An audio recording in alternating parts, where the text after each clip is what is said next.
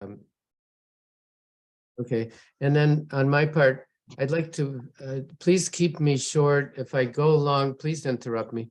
I want to show you some of the things that a couple of things that we have looked at together, just to kind of recapitulate them. First of all, we talked about, your writing assignments were so impressive. The things that you wrote were, your English is outstanding. It really compares favorably to the writing of American university students who take less care generally than you do, actually, in composing logical sentences and, minding grammar and punctuation. You're really very good at this. So I mentioned this briefly on this day on the screen, July 12th, 2016, there was a little briefing for about 10 of us at the State Department by the speechwriters of Secretary John Kerry. Now, these people, I don't think even one of them was as old as 35. They were in their late 20s and they were 30. They were really brilliant. And I remember first of all, I was struck by their constant references to classical ideas that the essays of the Greek philosophers. And we talked about pathos, logos, and ethos. Just to a recapitulation, effective communication, I should have put this in a different order, maybe logos first. The use of words and logic. Logos, I guess, in Greek has this double meaning.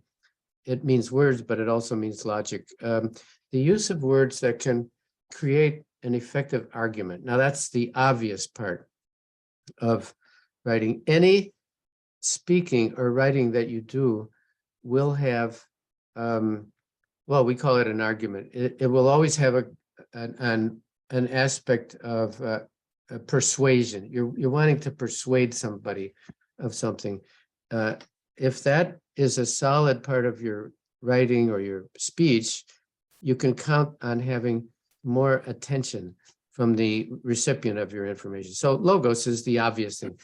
Construct an argument, understanding what the counter arguments can be, and so forth. That's the obvious part. Ethos. I remember the speechwriters emphasizing this, the understanding of your audience. And they gave an example of when Secretary Kerry went to, I see something on the screen, never mind. When Secretary Kerry went to Normandy to commemorate one of the anniversaries of the invasion during World War II, he had his speechwriters actually study the biographies of the individuals who were still alive in the village that was in the center of the conflict. And he referred to them by name, and he knew some of the history of those people. That was enormously effective in establishing a rapport with his audience. And this is where communication and, I'm afraid, disinformation kind of overlap. This notion of pathos. Pathos, not in the English language sense of pathos, pity, pitiful, and miserable, whatever, but taking the notion of emotion. Very often inciting a story will convey an emotion. It will anchor the memory in the argument that you're making. So the argument may be forgotten, frankly, but the emotional content will be remembered. Photos, stories, anecdotes, these are enormously important. And unfortunately, the individuals now doing disinformation have mastered this. They have mastered pathos. Some of us, I think some of the individuals on today's call are interested in trying to find ways of countering this. We'll talk about that a little bit at the end of our session. And then this is a cute little lineup. They said, and all of the speechwriters could rattle this off: levity, charity, clarity, brevity. Isn't that cute? Levity, put some humor in your you're never making a cheap shot for simply jokes, but a tone that's occasionally light. You've noticed that many public speeches start with either a joke or something that's unexpected, or a little bit what you would not expect, and creates a moment of laughter. Frankly, this is very effective. Charity. Be nice. Be nice. You don't have to be explicitly nice to people who are bombing your cities, but if you can find in some part of your narrative a moment of charity, a moment of recognizing the point of view of the other, or of those who may not be in your audience. Clarity, obviously. And I would say that one of the challenges that I've seen in some of your papers, sometimes a sentence will go on in the European style. I mean, there's nothing wrong with that, but it's more European. The American style would tend to, if there's a complex idea, instead of putting it in a long sentence, they'll just make it into two separate sentences. So clarity and brevity, I guess, go together. Brevity. Nobody wants to listen to a speech that goes more than 10 minutes. Nobody. So see if or to read some writing. I saw one of your essays actually as recently as 2 days ago. Wonderful study. But the length of it was a little bit discouraging, I would say, to the reader. The reader wants to get upfront. We call it bluff. Jack, what does that stand for? Bluff? Bottom line up Bottom front. line up front. So in your very first sentence or two, if you're trying to persuade somebody of something, that's a military term, bottom line up front. Tell us what you're going to talk about. Don't spend time dancing around it. Now, in the English language, this does not apply to Slavic languages, but the words that end in IZE, temporize, maximize, prioritize, these are all bad words. They just, they basically pollute a text, and best avoided. We can skip through a lot of this. Use a quote. You can use a quote, but before you use it, prepare the audience for your use of this quote. You might quote Winston Churchill or something, but tell us why before you use the quote, and then it'll have greater impact. You can cite proverbs, like these things that people put at the end of their email signatures. But I mean, it gets to be a bit tiresome. Maybe Jack or Judith or Susan can tell me if they have opinions about that. All stories must have a protagonist. I mean, a story, human beings remember stories more than they remember arguments. And this is the element of pathos, the emotion. We gain emotional content through narratives, through stories, more than we do through arguments. A story will always have a protagonist. It will always have a theme, and it will always have a stopping point where, like the hero's journey. I think if you're familiar with that concept, which seems to be a universal in all cultures, the young person who has all the virtues, but who is suddenly confronted with a challenge, has to go and slay the dragon, if it's a medieval or ancient anecdote. There always has to be a moment in the narrative, and we call it but, which indicates a choice, a bifurcation, a conflict of some sort. That's what makes a story a story. As you know, that's the basis of drama. Drama is basically conflict. Drama is conflict. The individual, the protagonist, will say, not necessarily the hero, maybe like Oedipus spends the entire play trying to fight against the prophecy that was made at the moment of his birth. And so there's a conflict. He's fighting against destiny. Doesn't have to be against a certain person. But that's what makes it a drama, and that's what makes it compelling to the reader. We have basically covered this. I want to get quickly to Jack. So let me come out of this one, and then let me recapitulate. And again, I want you to hold me to this. Make me do this quickly. Let's see, we get rid of this one and we put up, here's just a reminder, and in the spring, we're no longer doing this, but in the fall, when we called this gathering International Crisis Management, I can send this to you. It's a page and a half. It's a condensation of a course that I took that took 2 weeks. So this is a reduced version of what I think I learned during a 2-week course, Jack, at FSI, at Foreign Service Institute, which was preparation for SCRS, or what they now call CSO, Conflict and Stabilization Operations. They trained people on how to think during a crisis. In a crisis, we tend to think on the surface of things because we don't have time to study history or to look at a methodology. We're responding with some panic, frankly, to a crisis situation. But if we can remember during these moments, what is it useful? You will forget some of this if you're in the middle of a crisis. But if you can anchor your thinking in some of these principles, first define the problem. You know, many policymakers, when they're in the middle of dealing with a problem, they forget to define it. There's something bad going on. Maybe there's a famine in Somalia, for example. What is the problem here? Is it really a lack of food? Or is it a distribution problem? Or is it that warlords are stealing the food? We know that at the moment, this is not a happy fact, but 3 million Somalians are at the verge of starvation. We call it food insecurity. That's the euphemism we used. We used to call it starvation. This is a huge challenge now. Is it lack of food? I'm not a specialist. I tend to say, no, it's not a lack of food. It's a faulty distribution system.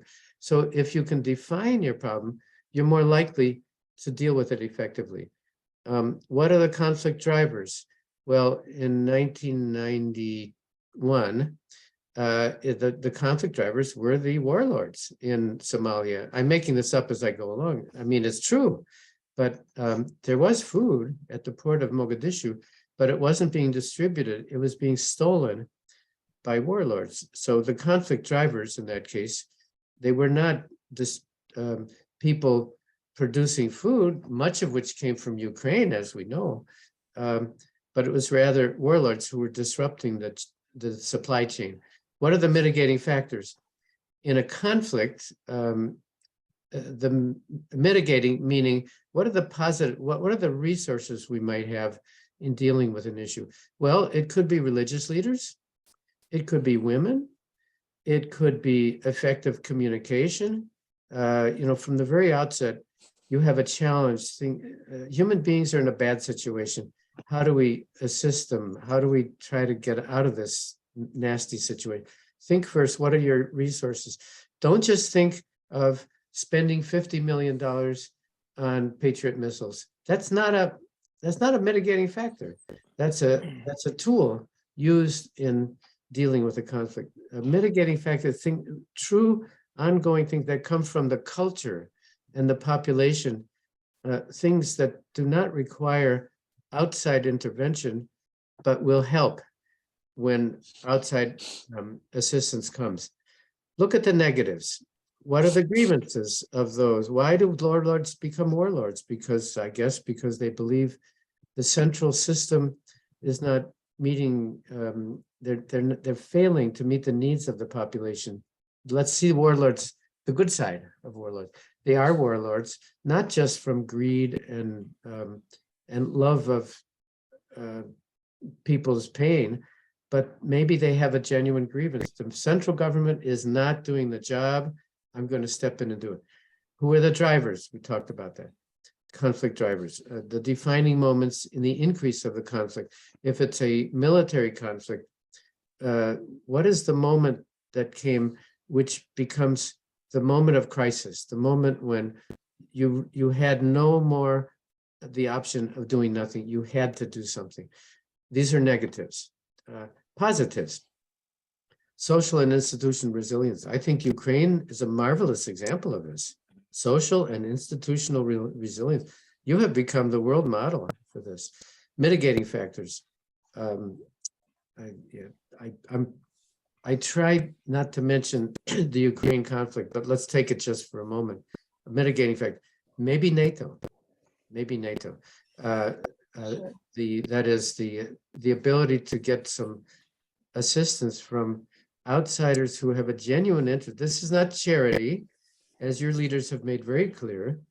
This is not charity. This in the West. Therefore, it is in our interest to send the material that's needed to be triumphant in this conflict, and defining moments for that would help decrease the conflict. I feel I'm going on a bit long here. Let me, you can read. I don't need to read this for you. Your options include doing nothing, as some of you chose to do in your essays 2 months ago. If it's a real conflict involving violence, you can just say, we're not involved in the violence aspect of the conflict, but we can provide humanitarian aid. That's often certainly a good thing to do, and sometimes it's the only good thing to do. You can read the rest of this. Intense diplomatic mission.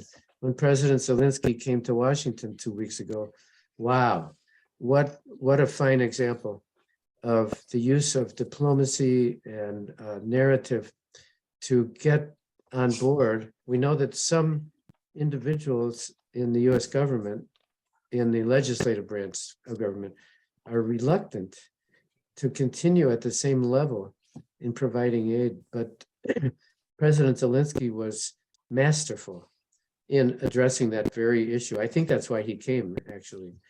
And then, let's see, who would oppose your policy? When creating a policy, keep in mind those who would disagree. How would you, in advance of having an argument with them, prepare your own arguments by guessing what would be the arguments of your opponents. In the case of assisting Ukraine, we have a group of representatives in the lower house who have said in public, no blank check, meaning we won't simply send huge amounts of military aid. We will question it each time. Okay, well, that's an argument. What is your opposing argument? President Zelensky nailed it. He made it very, very clear. And studying his speech at the joint session of the Senate and the House a couple of weeks ago would be a great example of understanding the people opposing your policy. He never mentioned them. He never referred to them, but he did very effectively answer him. I think we've all seen that speech. If not, have a look. I'm sure it's on YouTube somewhere. And then finally, if you're thinking of trying to succeed in something, as the US military says, what would success look like? You, in defining, this is a bookend. At the beginning, define the challenge, but while you're making your argument, define the end point, as the military calls it sometimes, the end point.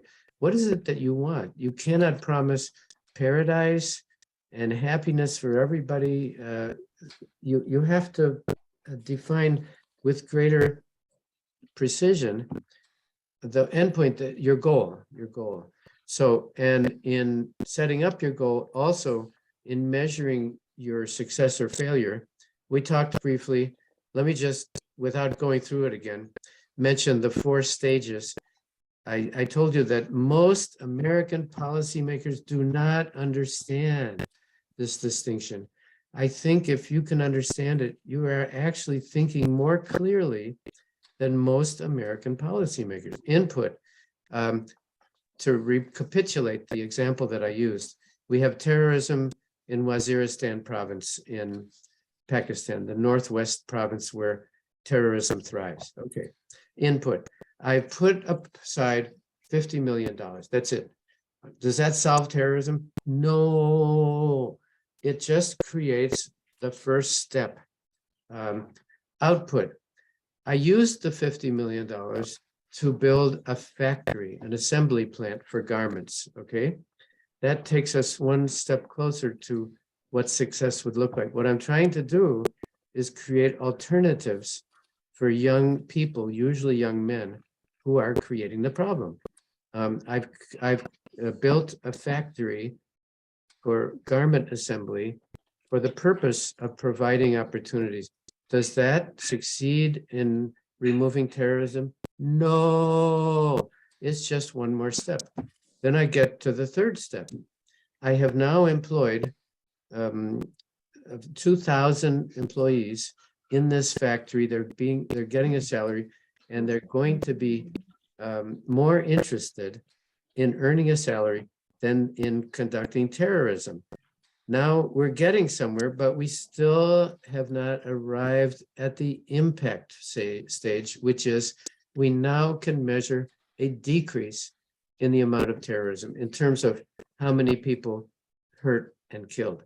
So I really urge you to become familiar with input, output, outcome, impact. Jack, we're on to you. This, as I said in my note to everybody, now we start with the fun part, which is Jack. He gave us, I think 40, 50 minutes on some of the history. We're jumping around, obviously.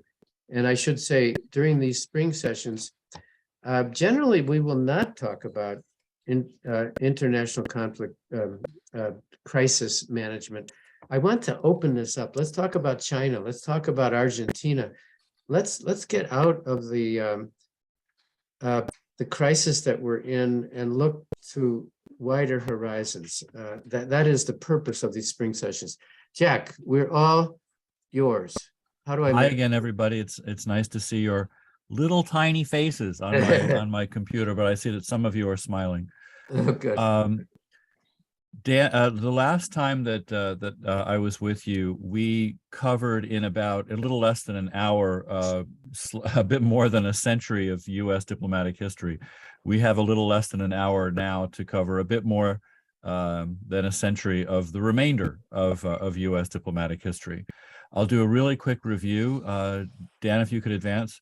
Yep. Whoops. About the basic themes, what you need to know. That U.S. Diplomatic history has different stages. So sometimes those stages are actually interrelated. They even occur at the same time.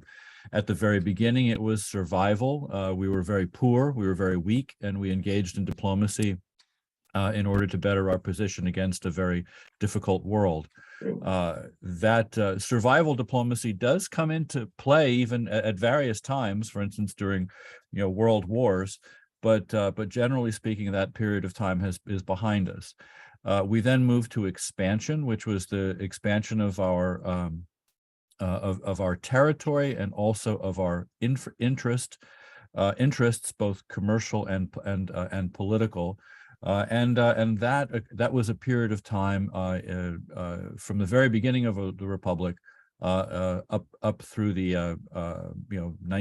early 1900s. From the very beginning, transformation was a key aspect of U.S. foreign policy, and transformation first with the goal of making other countries like us. That is, market-based economies, free market-based economies, and democracies. Part of this is altruistic, and part of it is simply self-interest, because genuine democracies rarely go to war with each other. They tend to be more stable in their terms of relations with other countries.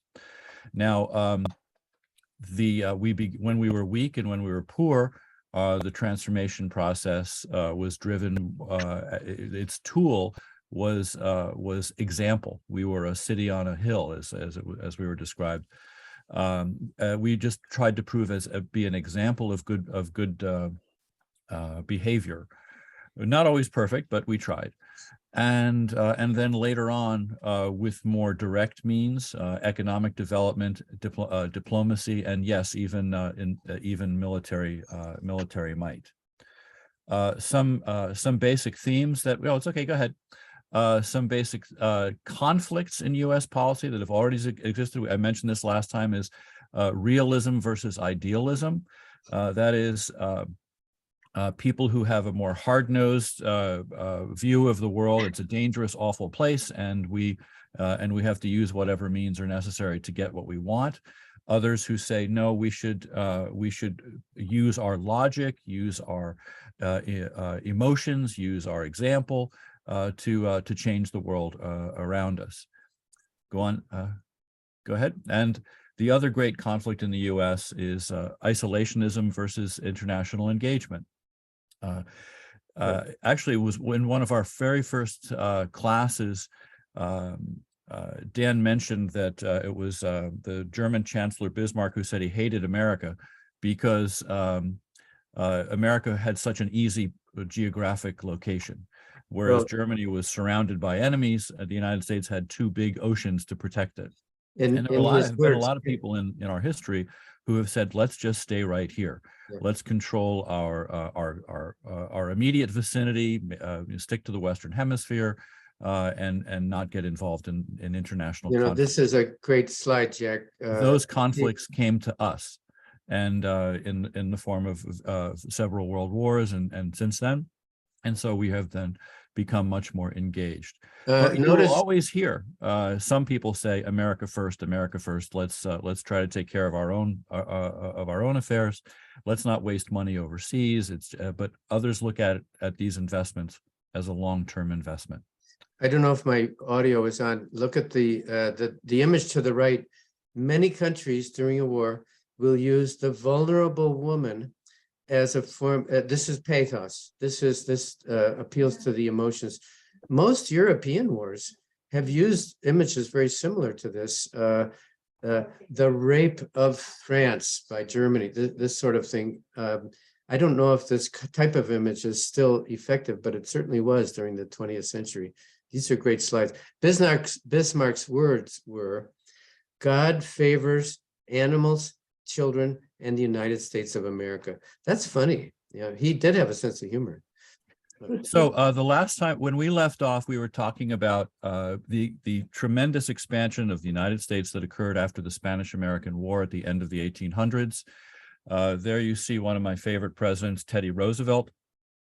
He was our great empire builder. He was hyper energetic. He had previously been an assistant secretary of the Navy. And when he became president, he, of course, moved on with his plans to dig the Panama Canal, to actually create a country called Panama and take it over. Was very active in the Caribbean and in the Western Hemisphere. And he commissioned a tremendous amount of ships, battleships, cruisers, various ships of war, to be an example of U.S. strength. Could you go on? Yes, please? And just to mention that what we now call Panama used to be part of Colombia. It was. We just we encouraged them to declare their independence so that we could build a canal there. How artfully explained, Jack. That's great. Yes. Great story about Roosevelt. At that time, most capital ships, large ships of war, were painted white, and our ship was called the Great White Fleet. He wanted to project American power and show how strong we were, and so he suggested to the United States Congress that the fleet, or most of it, circumnavigate the planet, that they sail around the world. And Congress said, well, that's fine. You're the commander-in-chief. You can tell them to go wherever they want, but we don't have the money for them to go all the way around the world. We only have the money we only have about half that. And he said, okay. and he sent them halfway around the world. At which point he went to Congress and say, "Okay, do you want them back?" And they gave him enough money to return. Brilliant. Could you go forward, please, Dan? We come now to World War I. This is where the United States, previously, engaged commercially abroad and involved in expansion abroad of, mainly in that field, and but suddenly became militarily involved in European conflicts. It was basically our return to European conflicts. Early on, the question was, could the U.S. avoid getting involved in the war? And then the question really was, how long can we avoid, and when will we be sucked into it? As I mentioned earlier in the last class, we were talking about the War of 1812, which for us was built a lot on the anger that developed in the United States after British warships were sometimes confiscating U.S. ships and were infringing on our freedom of the seas. Very much the same reason for World War I. German submarines and German shipping attacked American ships that were engaged in commerce with the British and other countries, and this eventually led to our involvement in World War II. World War I. The interesting thing is that that's okay, Don. You can keep that. The interesting thing is that the very long process of rapprochement with England between the United States, because we had two wars with them, the Revolutionary War and the War of 1812. That long rapprochement, that sort of re-engagement with our old family, it's like our reconciliation, occurred over the course of a century. And World War I, there were still a lot of people who said, "Hey, why are we helping the British? They're our ancient enemy." But at that point, our interests had pretty much converged. The interesting thing about, could you go back, please, Dan? Thank you. In Versailles, where you see the four great leaders there, they were converging at the end of World War I as the victors to figure out the future of Europe, basically the future of the world.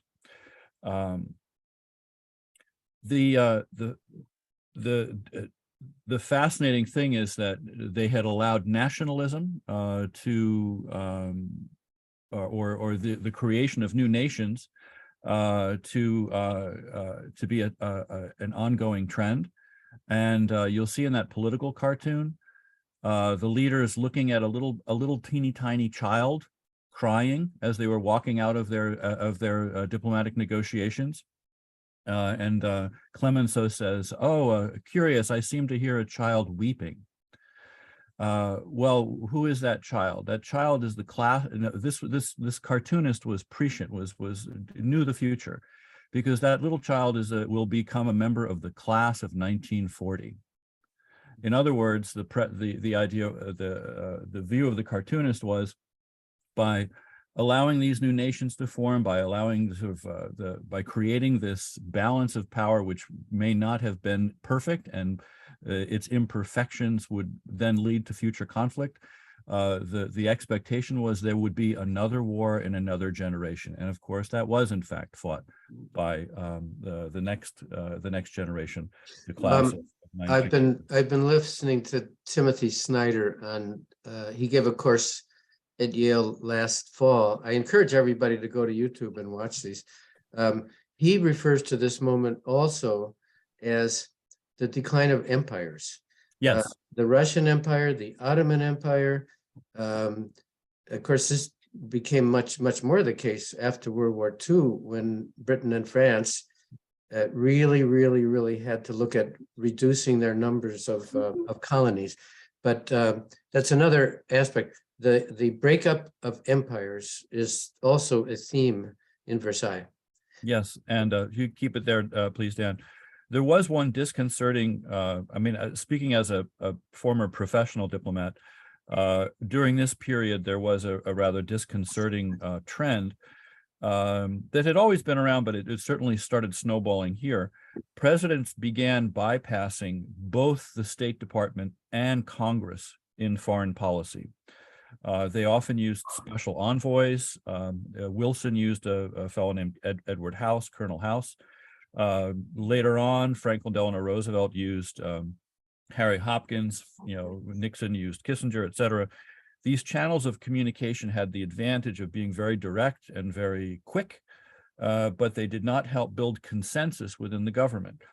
For example, at Versailles, there was no member of the legislature, no senator, no congressman who took part in the negotiations. And they did not provide, there was no one there to provide a reality check to domestic American politics for the executive. And as a result, there's no wonder that when Wilson brought the idea of the League of Nations back to the United States, it failed. It failed in the Senate because he just couldn't get it passed. In the 1920s, there was an interesting bureaucratic development. I mean, we always talk about professional versus non-professional diplomats. The Rogers Act of 1924, it merged the two consular corps, the consular corps, which just dealt with visas and helping American citizens, and then the diplomatic corps, which dealt with negotiations, merged it into one. So we are one group of foreign service officers. It also organized the assignment process and it created a system of competitive examinations, which still exists to this day, where you are expected to be promoted on merit. Go ahead, Dan. Into the 1920s, we have a period of time that was really kind of boring when you talk about diplomacy. With the failure of the League of Nations, we had a series of 3 presidents, war years, who did not exactly stride out onto the world stage, and quite the contrary. President Harding, when he was interviewed by a British journalist, he waved off all questions on foreign policy, and he said, quote, "I don't know anything about this Europe stuff," unquote. Oh my gosh. Coolidge, in the middle there, was even more reticent. He was described as someone who, quote, looks like a wooden cigar store Indian, but somehow more tired. And in his autobiography, which was very thick, he wrote this big, thick autobiography. There is not a single mention of foreign policy. Herbert Hoover, who had actually been very involved in World War I, in humanitarian areas, in Reconstruction, his main statement on foreign policy was, quote, "Healthy trade relations are the route to peace." Healthy trade relations are the route to peace. Well, I mean, we know that that's fine, but it doesn't always work. Ukraine's friends in Germany have finally come, for instance, to the realization that the idea of Wandel durch Handel, change through commerce with Russia, doesn't necessarily work. It's not just commercial ties that build peace. Now, in this period of time in the U.S., it's not that the U.S. was not involved in global affairs. It's just that it wasn't involved diplomatically and engage with other governments. Commercially, the United States was expanding dramatically. So if you were a young man or wanted to go off into international life, you wouldn't necessarily want to work in the foreign service if you wanted to make a change. You'd go out and you would be down in Chile opening up copper mines, or you would be with the Swift or the Armor people down in South America buying huge tracts of land to grow cows and pigs, and you'd be in the Dutch East Indies working with Goodyear to get rubber for tires. This was a period of tremendous commercial expansion and not diplomatic engagement. So we were diplomatically isolationist during this period of time, and that came back to bite us. Next slide. Oh, let's see. Come on, Dan, gotta do your job. I know. No, there we go. The keyboard So- was not responding. There, Yeah. I was, okay.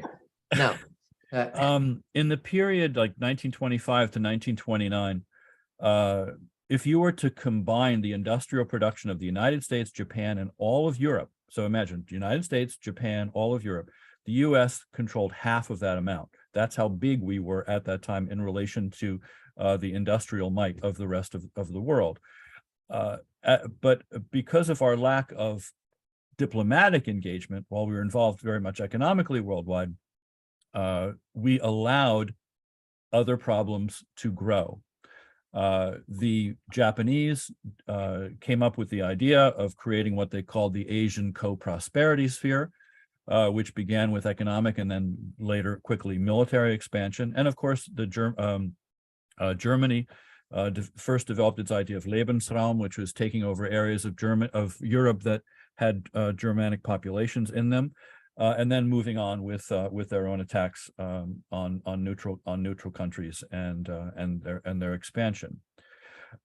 President Roosevelt, the United States president at that time, he proclaimed, quote, "This nation will remain a neutral nation, but I cannot ask that every American remain neutral in thought as well," because the American public opinion was very much in service of the Allies, and we did a lot of things at the beginning during the from 1939 on, when World War II began in Europe, and earlier than that, when hostilities began in Asia.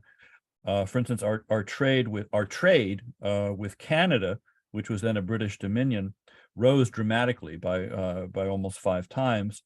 All of a sudden, Canada desperately needed more steel and other manufactured goods. Well, where was it going? It was going to England, and we even had the Lend-Lease program, which allowed the United States to give ships to the United Kingdom. And we did some things that were completely, illegal. For instance, the United States sent United States Marines to land in Iceland to engage in what they called hemispheric defense. There was no legal basis for this whatsoever, but it was the right thing to do at that time. A geographic note here on the map on the left. If you look at the light colored circle at the bottom left of that map, this is more or less, with some exception, what we now call, quote, the South China Sea. Yeah. Why? And I'm not trying to be hostile to China in saying this, but the name of this body of water is kind of crazy. It really is the Philippine Sea. We will see, guaranteed 100% chance that there will be at least a verbal and diplomatic dispute, if not a military one, over this issue. So the naming of that body of water, the South China Sea, I'm not suggesting we rename it, but look how illogical it is. So there we have the result of this, the alliance between the Nazis on the left and the Imperial Japan on the right. Could you go forward, Dan? Yep. In the main focus, diplomatic focus of wartime diplomacy in World War II for the United States was 2 areas. One was the future borders of Europe, that is, creating eventual spheres of influence. And the other was opening up a second front. That is, when would the United States, along with the British and the Canadians and others, open up a Western front in Europe? Now, again, we have an interesting situation where during much of wartime diplomacy, there were very few State Department people involved. It was mainly Roosevelt and his military advisors and personal advisors. Most of the State Department people were just basically at the translator level. But what came out of World War II was a dramatic change in the geopolitical structure of the world. The United Kingdom was tremendously weakened, and the United States and the Soviet Union were the 2 great powers in the Northern Hemisphere. Interestingly enough, I was talking before about economic might. In the decade after the war, that is from 1945 to 1955, on the entire planet Earth, the United States controlled 1/2 of its industrial production, which the United States didn't. I mean, it was proud and everything, but they said, well, we need partners. And so they were engaged in economic development in much of the world. And then move on into the Cold War. Now, historiography, which is the study of the study of history, that is, how history is viewed. Cold War historiography is a very, very crowded place. There are a lot of people who will talk to you about why the Cold War began, and it was who was really to blame. Over time, because of mainly distance from that period of time and distance from the emotions, we're a little more open about recognizing the fact that maybe sometimes some countries were a little more forward leaning than others when it came to being aggressive. The gold standard of contemporary analysis of that period of time, of why the Cold War began, was a fellow named George Kennan's famous telegram from Moscow. George Kennan was at the embassy in Moscow. He's an American diplomat, and he wrote what became it was published later in Foreign Affairs as the X article, but his long telegram, because it was called that because it was long. It was an analysis of Soviet behavior. And it led to the U.S. policy, not of what we would call rollback, that is pushing the Soviet Union back into its borders and keeping it out of other countries, but a policy of containment, with the idea being that if you could contain the communism, if you could contain the Soviet Union, it would eventually its weaknesses would eventually become clear. Some would say that policy was correct. Now, during the Cold War, the U.S. had some very strong secretaries of state, people like Burns, Marshall, Atchison, Dulles, Rusk, and they followed in a very mechanistic way Kennan's basic recommendations, which seemed to work. One of the could you go on, please? Yeah, when we discussed Kennan earlier, yeah, and Jack, they have read the long telegram, actually. Yeah, I know.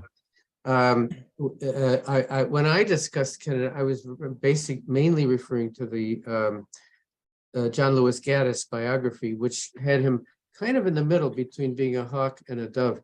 Yes. Can't wait until the new biography by Frank Castigliola, which comes out next month, which really puts him in a different light and claims that he was much more a dove than a hawk. So the discussion continues of this fascinating and troubled individual.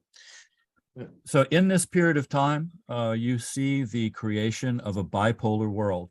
That is the Western democracies and those who are aligned with them or under their influence, and then communist countries and those who are aligned with them or within their area of influence.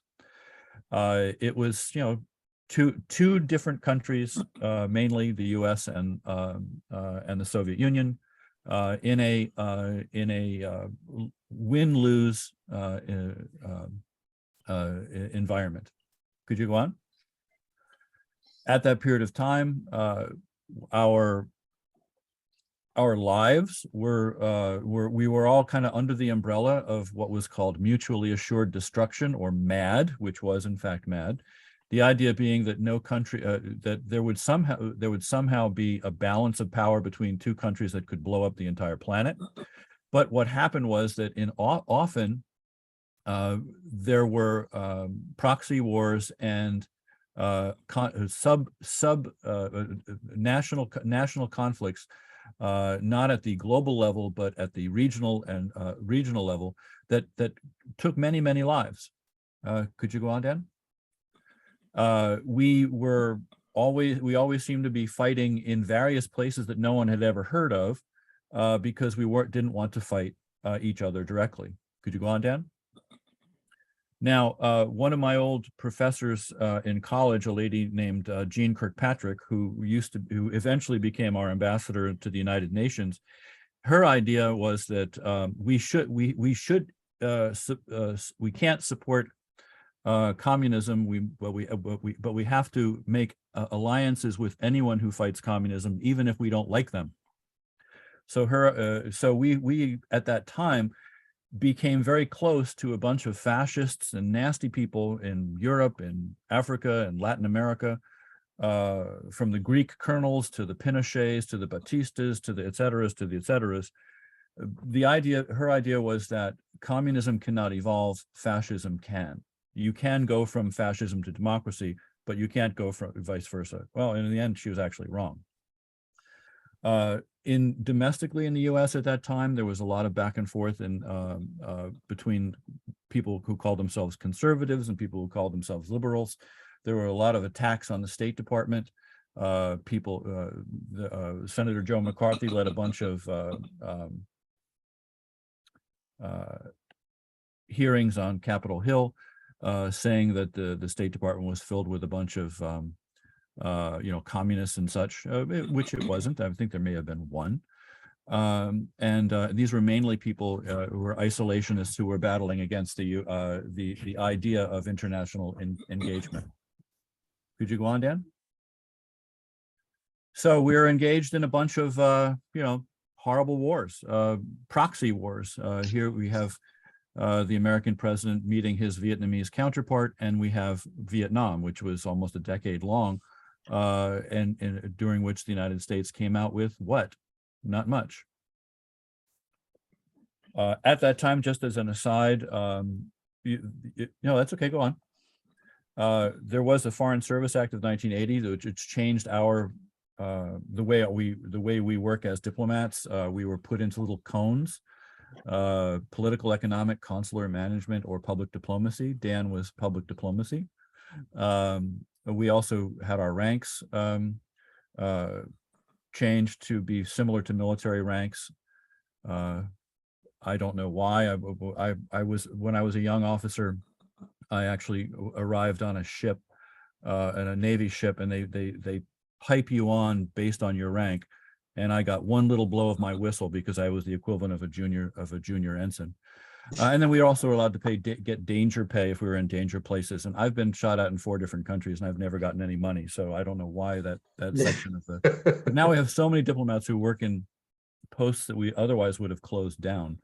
That we do have something like almost 20% of our diplomats are getting danger pay, which is kind of amazing when you think about it. So then we move on. We're getting to diplomacy in a unipolar world because the Cold War ended. There are conservative Americans who believe that Ronald Reagan ended the Cold War. Well, no, it was more like the people of Central and Eastern Europe and the leadership of the Soviet Union that allowed it to happen. This was inspired in Central and Eastern Europe, especially in Czechoslovakia, to a lesser extent in East Germany, Poland, Poland certainly, to a certain degree in Hungary, and then of course in the Soviet Union itself. There were breathtaking changes, things that were entirely unpredictable that various analysts, were kicking themselves for not recognizing. But nobody predicted the fall of the Berlin Wall when it happened. I was actually working in our intelligence and research bureau at the State Department at the time, and one friend of mine said that he went to his boss and he said, the Berlin Wall's down, the Berlin's Wall down, and he didn't believe it until he read it in what used to be the East German newspaper. So nobody predicted that glasnost and perestroika would result in the breakup of the Soviet Union. No one really predicted that Czechoslovakia would break up either, but then again, no one really cared. Everyone foresaw the self-destruction of Yugoslavia, but no one wanted anything to do with it. In terms of American foreign policy, I can tell you, I was in the room. I was at the Berlin ministerial meeting when James Baker, when asked about Yugoslavia, said, "We don't have a dog in this fight." That's his very Texas way of saying the U.S. was not involved, because the United States at that time was listening to its allies saying, this is the first post-Cold War security crisis in Europe, and we can take care of it ourselves. Next up, keep going. There we go. zipping through. So we're in the post Cold War environment. There you see President Bush with his very able. I make fun of James Baker, but I mean the guy was pretty amazing. I mean, we have a 4-year administration with President Bush and Baker as the Secretary of State. In that period of time, they had the first Gulf War, which is the first geopolitical conflict in the post-Cold War environment, which they managed dramatically well. You had the reunification of Germany. They did some amazing things, and the breakup of the Soviet Union. Yeah, they messed up on Yugoslavia, but okay, I'll give them a pass on that one. Could you go on, Dan? So in this environment, you have it's just different. It's new. It's strange. You have the Gulf War, the first Gulf War. You have the creation of pan-European organizations that were previously just an idea. The Helsinki process, which was based on the Treaty of Paris, which created human rights standards by which all countries were supposed to follow, evolved into an organization, the OSCE, from almost one day to the next, which was a complete surprise. And you had other challenges like the war in Yugoslavia. You have that right there down on the left. That's actually me in the background, the guy who has a lot more hair than I have now. As a result of the Dayton Accords, the war was over. Down the bottom right, you have Kosovo, where you have the tremendous refugee flow, and the United States was involved in leading the efforts to basically hand over our American Air Force to the Kosovo Liberation Army to allow them to liberate their country. Next slide. So it was a period of a little bit of confusion. The decade between the end of the Soviet Union and the end of the Cold War and the 9/11 attacks was a century during which the United States was involved in some places, not involved in others. We had an interesting situation where, Clinton came in. Up in the top left, you see a picture of American troops going through the streets of Somalia. This was a humanitarian mission that turned into a complete mess. It soured Clinton to humanitarian missions in general. At that time, the United States military kept saying, "Hey, we're not policemen; we're war fighters. We shouldn't be cops. We should be warriors." And it gave, at the very beginning of the Clinton administration, it created the perception of weakness and the perception of indecision. As a result, when immediately thereafter there was a crisis in Rwanda, which was an even larger humanitarian challenge, the United States largely chose not to become involved. But then we did become involved in Haiti, where we sent, which was a little closer to home, and I think that's the reason. And the United States threatened to intervene after a coup there, and did in fact do some things that were helpful.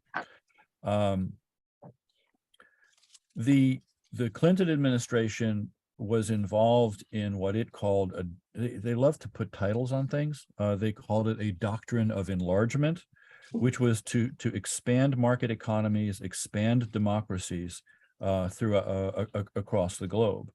And it was in some areas rather successful. It got the 3 Baltic states, Latvia, Lithuania, and Estonia, into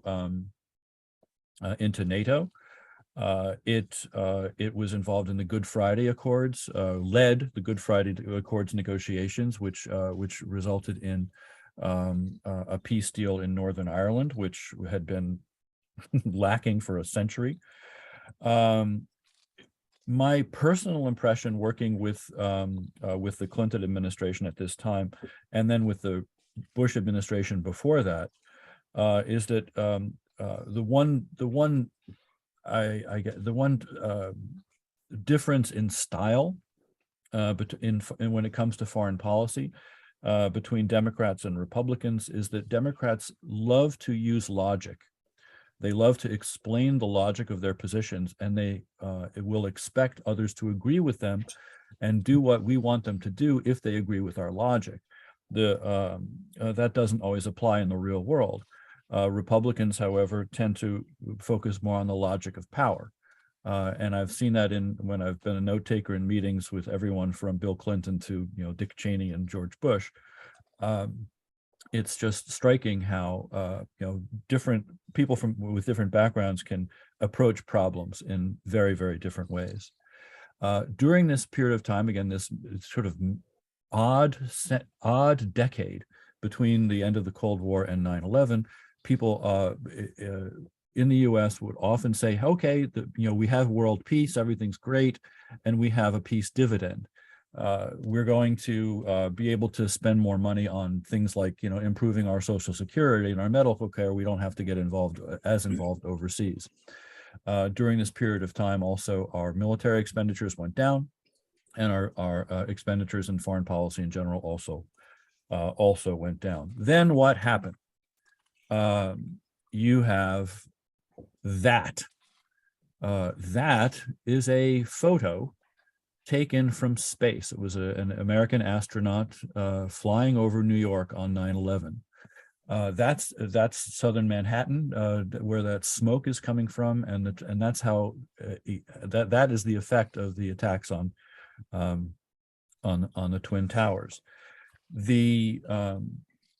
This fundamentally changed U.S. policy. It reoriented our view. President Bush, who had ignored the issue at the beginning of his administration, suddenly became a warrior president.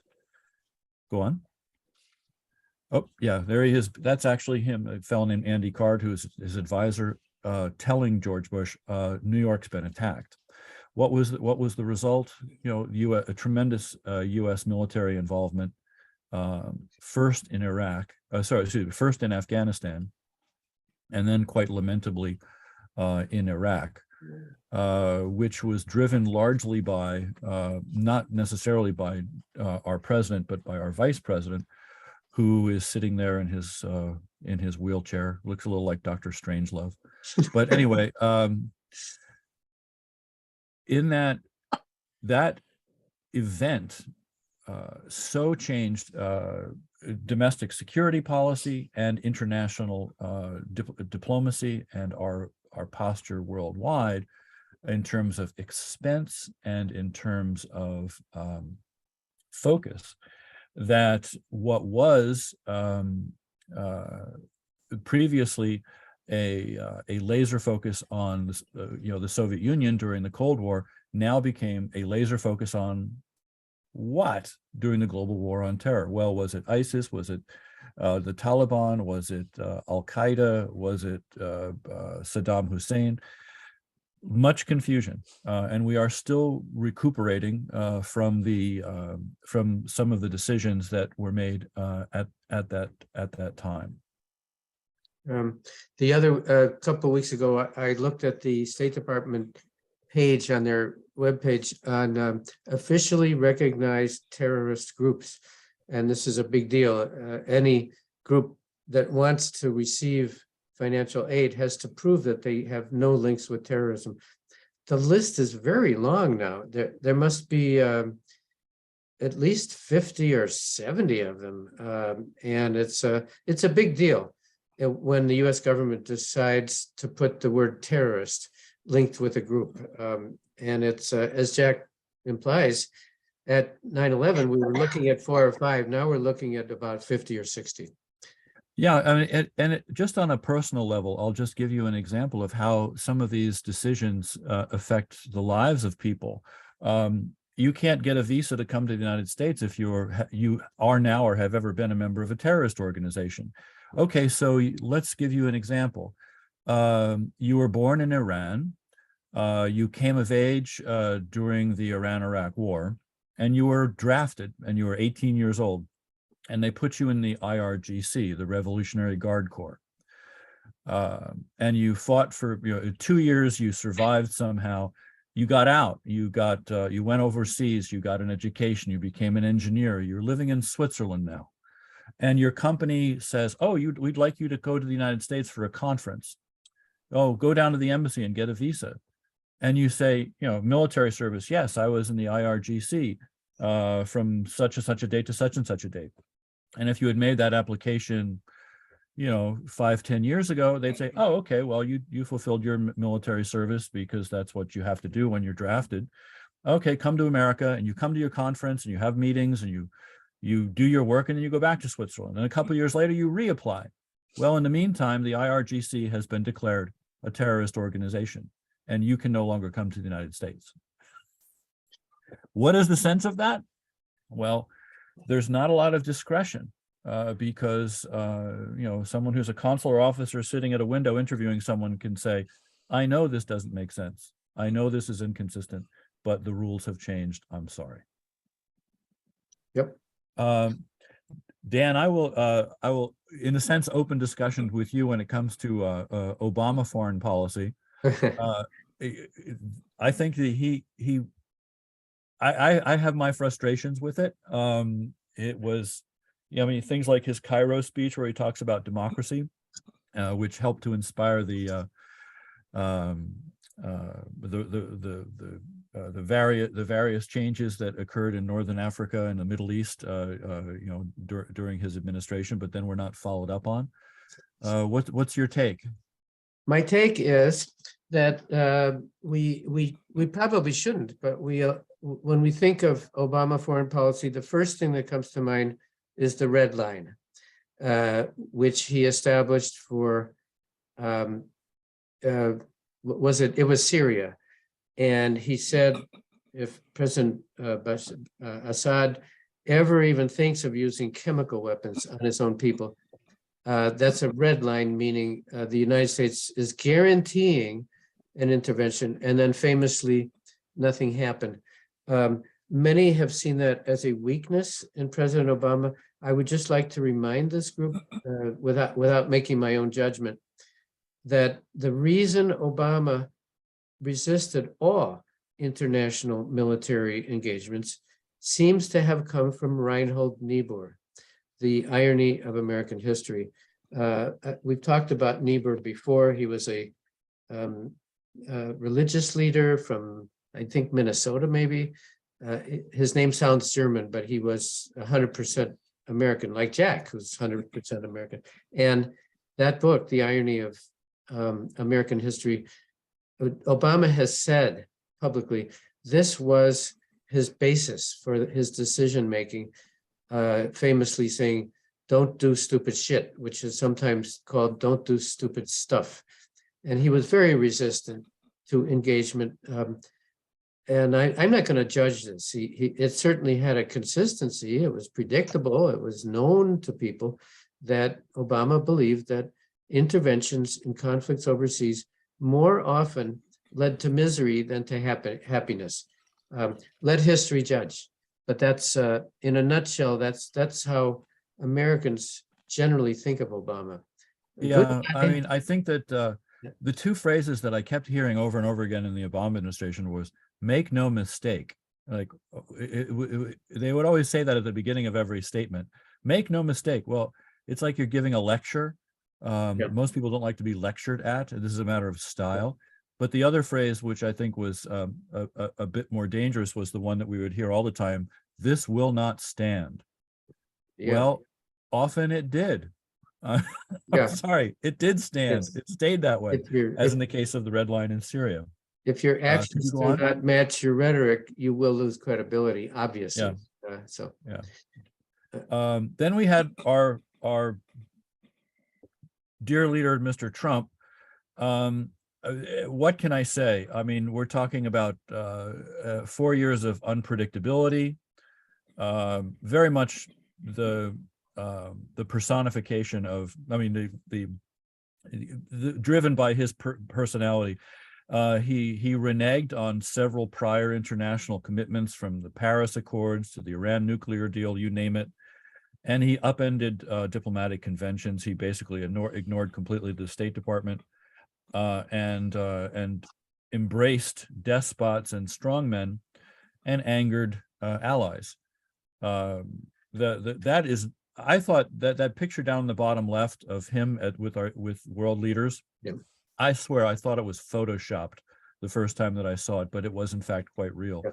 The point being, he made these very important heads of state stand while he sat. What kind of impression does that leave? It's passive aggressive, I think we can say. It also returns to the America First idea of, of isolationism in the 1920s. Like, we only care about ourselves. But as recent as some recent revelations have come out, he was engaged in personal profit. I mean, there were 30 plus countries that he had investments in, that he had dealings with diplomatically. It's kind of amazing. One positive aspect was that they claim, actually, he said he should get a Nobel Prize for it, was the Abraham Accords, which was the rapprochement between Israel and several key Arab states, especially in the Persian Gulf. And I got news for you. That process of rapprochement between those countries and Israel actually began about 15 years ago at the direction of those countries. And the United States was not terrifically involved in that diplomatic process. We ended up basically being the maitre d' at the restaurant where the negotiations occurred and where the signing ceremony occurred as well.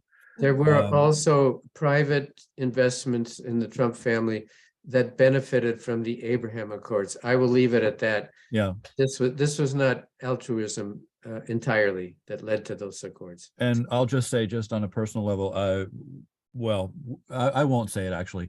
Go forward one more slide, and now we have our current president, Mr. Biden. The jury is still out. He has returned a great degree of predictability, organization, thought, and deliberation to the process, which is, I think, wonderful and refreshing after Trump. It could not have gotten worse.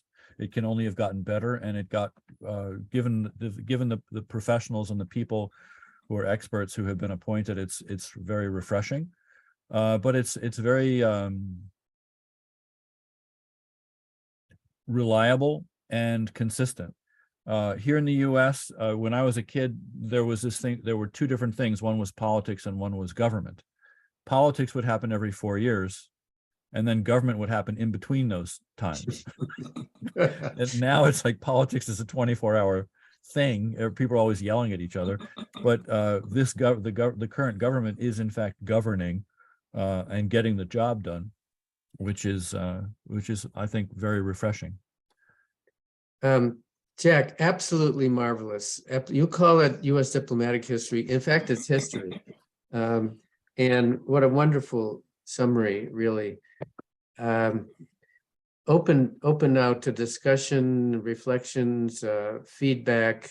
This is, I've learned a lot from these slides, though I thought I knew all of this, but thanks to you, I know more. What more can we say about this? This presentation is like others that we've given. It's America-centric. We're aware of that. We're aware that we're giving you a view of our own preoccupations and obsessions. They're not necessarily worldly. We're looking at it from a U.S. point of view. We do this unapologetically because that's what we can offer. That's what we know about a little bit to various extents. So some of our other sessions, you will find them America-centric. What I want to happen this spring, let's see if we can make it happen. We will talk about Ukraine. We will talk about the establishment of an ad hoc war crimes tribunal, things that involve you directly, which the U.S. is trying to become part of. At the same time, much of the content we're offering, frankly, I want to get you away from the daily challenges that you face. Let's look at a broader picture. We'll talk about China and Latin America, and we're not forgetting the crisis that you're in, but we want to provide a wider horizon. Sofia Kozak has a comment or question. Go ahead. Yes, I have a question to Mr. Zetkulic. First of all, thank you very much for this a continuation of the fascinating lecture. It was like really interesting and explained a lot of things. And I wanted to ask you concerning the mutual assured destruction, like, will it be correct to say that it is continuing in the at the time we live? Like, do we still have it? Because when there were like some threats that Putin may use nuclear weapons in Ukraine, and lots of medias, and there were lots of narratives that the West will do the same. So maybe tell that we still have this MAD at the moment. Yes, Excellent and painful question. Yeah. Yeah. Well, the answer is yes, we still have it. After, at the end of the Cold War, there was a significant drawdown and a drawback regarding weaponry. Both of the two main nuclear powers agreed to decrease the number of weapons that they had. Some countries, like yours, decided to give up their weapons entirely, and those weapons and the what they call the delivery systems, which is a euphemism for what it takes to shoot them at you, were amended so that it would take longer and it would be less reactive to basically start a war or react to the beginning of one. That the idea being that if you decrease, if you don't have a finger on the trigger as easily to start something or react. So it is a safer world, but it is still a world that could easily be destroyed. So MAD will be around until as long as those weapons are. Mm-hmm. Painful question. Very good answer. Yeah. Yes, and Yulia Shaipova. Hi. Thank you again for this meaningful, insightful lecture. I actually have two questions. The first one is regarding the previous question that Sophia posed, is regarding the countries that gave up nuclear weapons. You said that some countries like yours have given up nuclear weapons. So do you know of any other examples other Kazakhstan. than Ukraine? Kazakhstan. Okay. Libya, South Africa. Yeah. Okay. We also gave up. Okay. Yeah. So the second question was regarding this part of the lecture when we talked about the meaning of words and how we put some things, yes, in writing or oral speaking.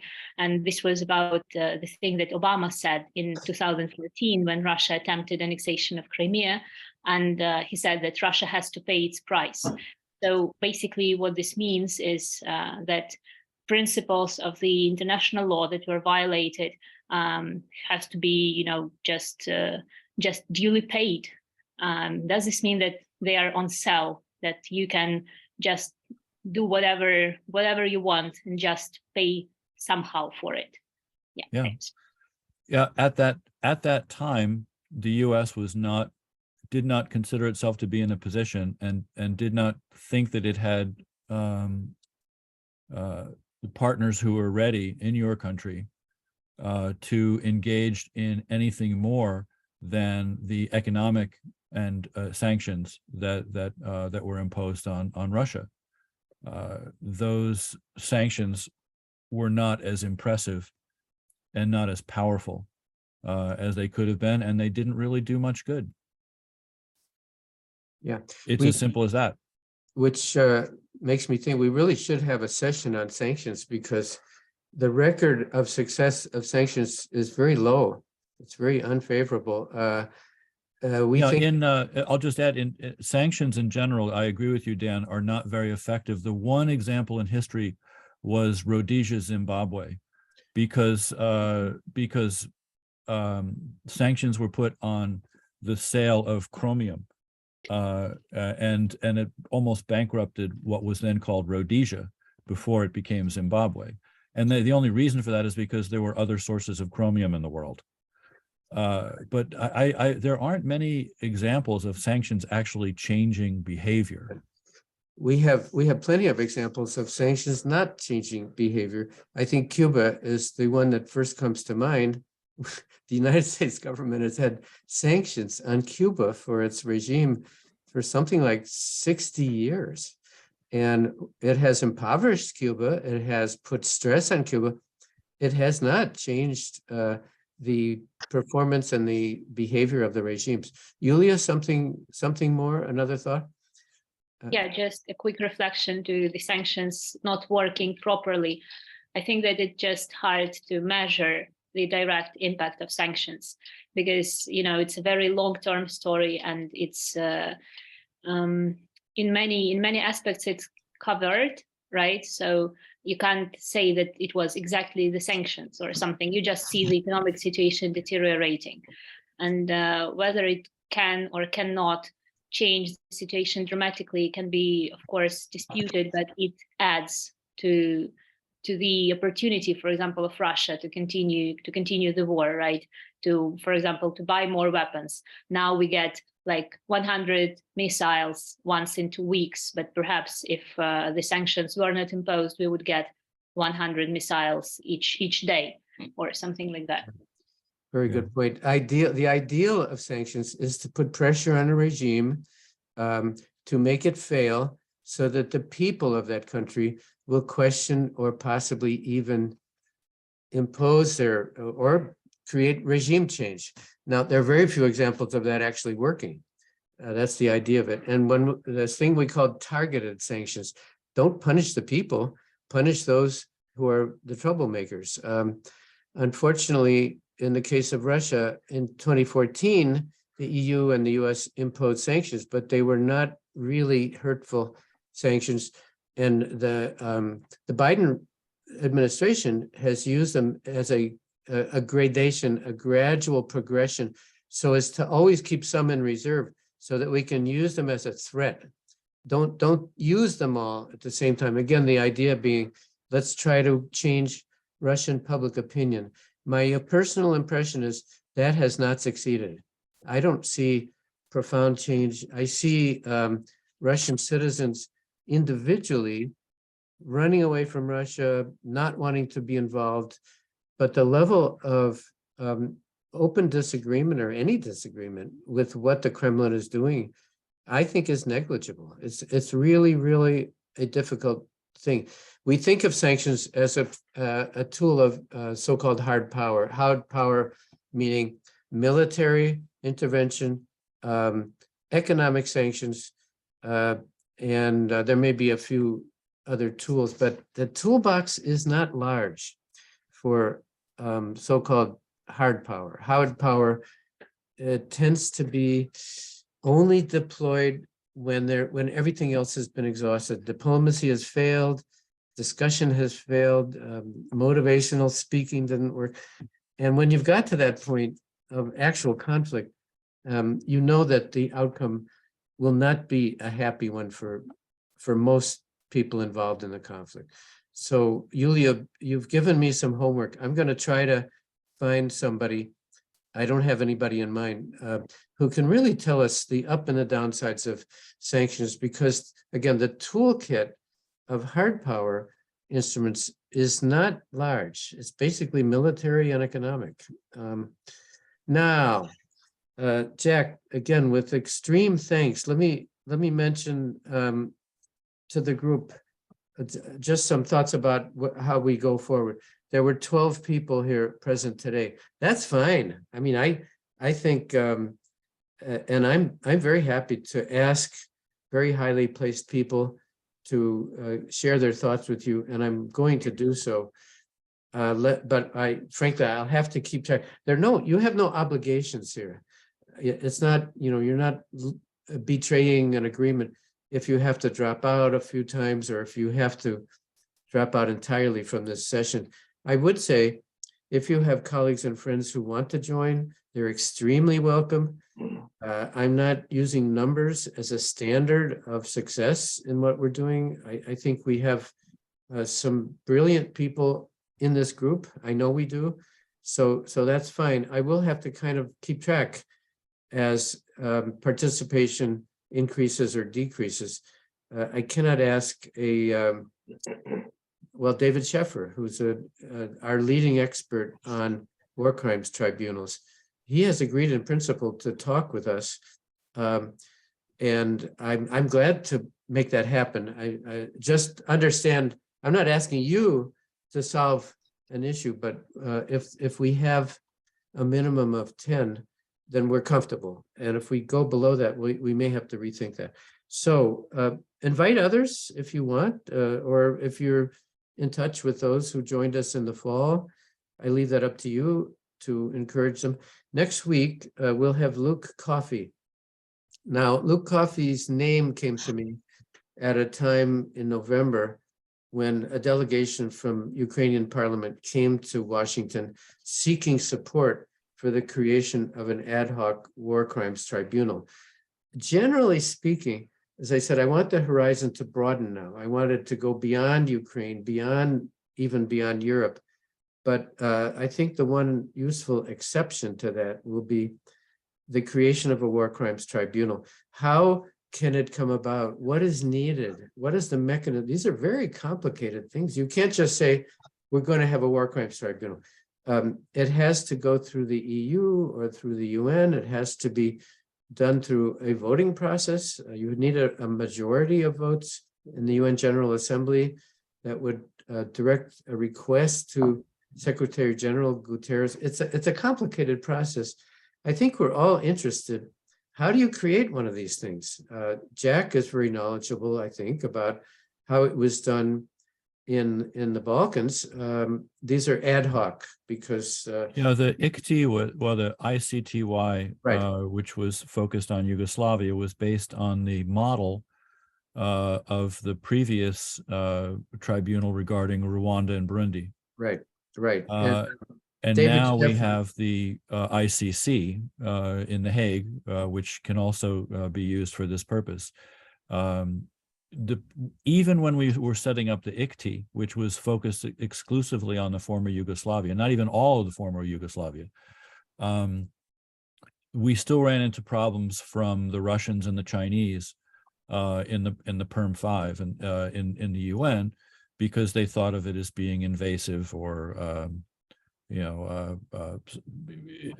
somehow a challenge to sovereignty. to the independence of particular countries. That's why it took so long for the ICC to get involved as well.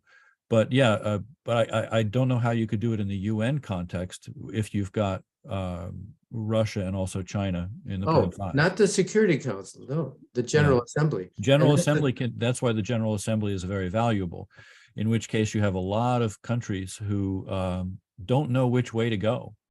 And would be subject to some influence. Yeah. This is why, by the way, side note, some of you and some of your colleagues are, I hope, involved in looking at very practical ways of countering Russian disinformation outside of Europe, and I'm thinking of Africa as an example, 54 votes in the General Assembly. Every time there's a vote to condemn Russia, the number of votes in favor of condemning Russia goes down. I am concerned that Russian disinformation in Africa could actually prevent the creation of a war crimes tribunal. That's why you could say it's an obsession, and it seems remote and distant from the conflict. But I think the loss of support in the General Assembly could have pretty serious consequences. And the only way I can think of us as a group rectifying that would be in finding ways of challenging Russian disinformation in other continents. So I just remind you that some of us are looking at that with debunkeu.org, which is a Lithuania-based organization, and which offers training to you. You've seen my email. I might resend it. I don't require, I don't expect, but I encourage your having a serious look at that. You could actually help Ukraine by dealing with this matter. People my age don't have any ideas. How do you counter disinformation? You can't just use logos. That doesn't work. I don't know if you can use bad. I don't know, because I'm not familiar with social media as you are. So I just leave you with that. Luke Coffey is, I know he's interested in this question. I don't know if he has insights that will go beyond what we already know. He is a conservative. I want all voices involved in these presentations. We will have people from the right, from the left, from the center. Let's mix it up. Let's vary it. Luke Coffey is associated with the Hudson Institute and the Heritage Foundation. Many Americans find this distasteful. They find that conservatives are somebody to be ignored or condemned. I think we need to listen to all voices and then make our own decisions. So with that, thank you. You have shown your resilience today. We've been on for over an hour and a half. I'm not measuring success by the amount of time, but you did great. And we'll try again next Monday with Luke Coffey. Thanks, Jack, again. Always great to see you. Wish you all the best. Okay, and you're on all of our emails. Join us whenever you can. Thanks very much, everybody. Bye-bye. Bye. Thank you. Bye. Thank you.